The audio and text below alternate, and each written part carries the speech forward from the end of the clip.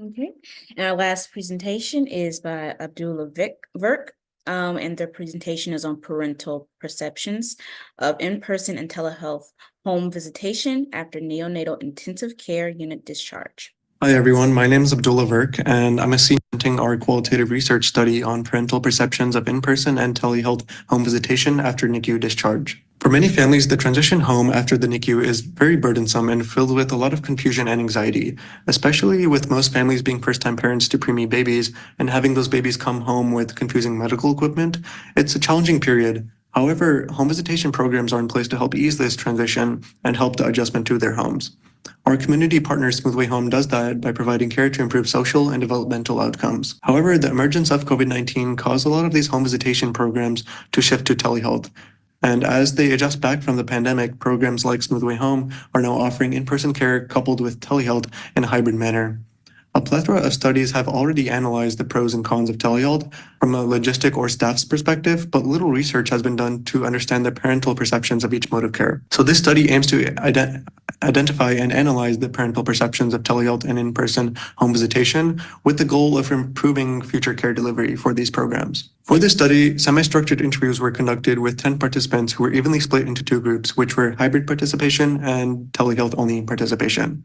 And for the analysis and interview guide, the modified technology acceptance model was the theoretical framework. And in this model, the domains were perceived ease of use, perceived usefulness, and intention to use.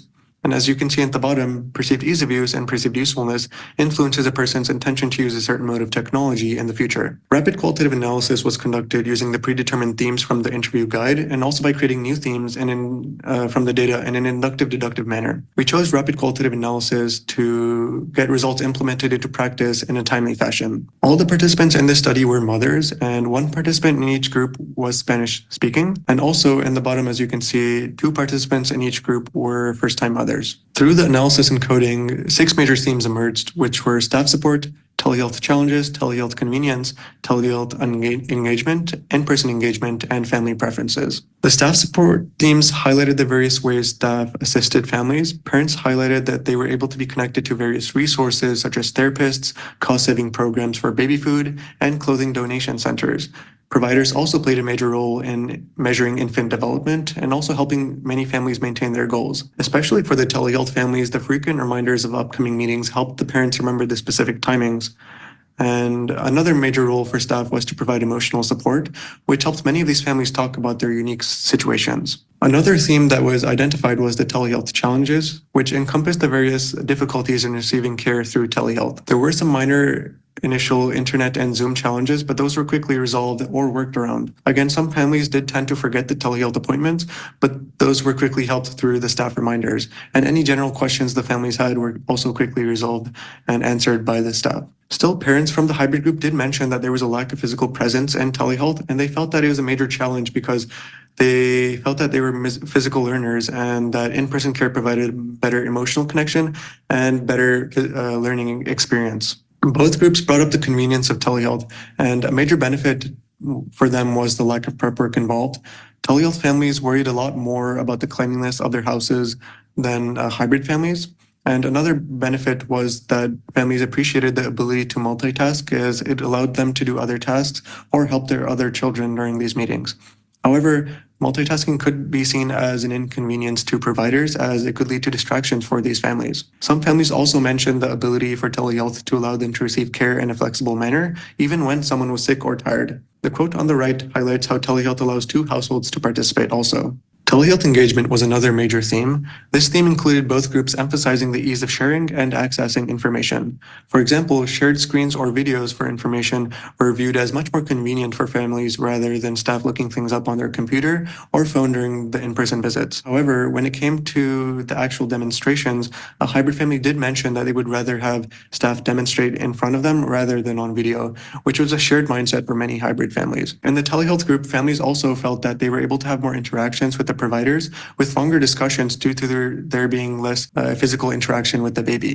Still, babies were able to be involved over Zoom just by angling the camera towards them, and then they can do activities such as tummy time. Also, staff was able to still track baby development through the questionnaires provided. The in-person engagement themes were mostly from the hybrid group since they were the only ones to really experience in-person visitation from Smoothly Home. Many families were physical learners and felt that in-person demonstrations and interactions benefited them the most. Plus, the hybrid group appreciated the increased interaction with the baby in person as the staff can physically measure milestones and physically demonstrate different ways how to hold the baby. One parent even mentioned that her other kids were also involved during these visits. The last theme that was identified was the family preferences.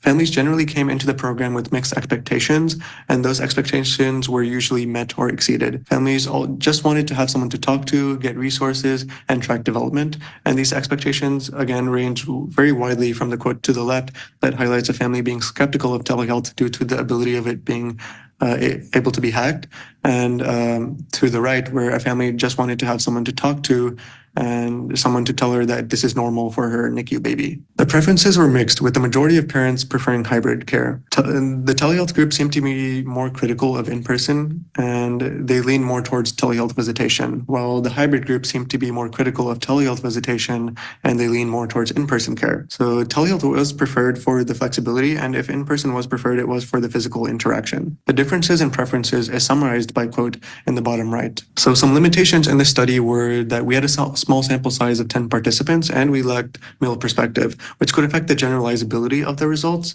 And also, some telehealth families experienced a form of in-person visitation in the past or alongside the Smoothly Home program, but that in-person visitation was from another program, which could affect the results.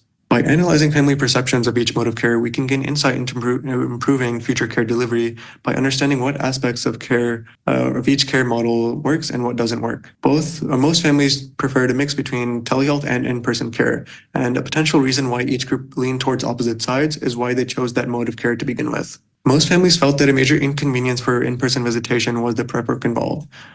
Families felt that they needed to clean up their houses beforehand, which added a lot of stress. And this was more applicable to the telehealth group, with one parent even stating that the need to clean up her house beforehand just created another problem for them.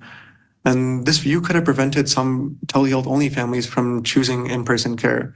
A potential solution to this would be to tell families that it's okay if the house is a little messy and the house does not need to be perfectly clean, just to provide that general reassurance. And then for telehealth, a major challenge that was highlighted by the hybrid group was the lack of physical presence. And this kind of brings up the question about whether the actual in-person home visitation is a core component for these home visitation programs.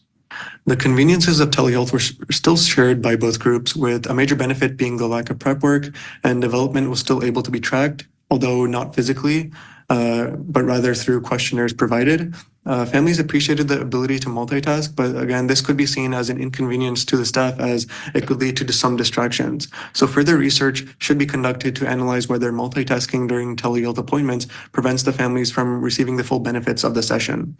Also, the ability for telehealth to allow two households to participate is an interesting aspect that requires future studies to look into. Many mothers experience stress and anxiety in early motherhood. This could be worsened during the transition home from the NICU.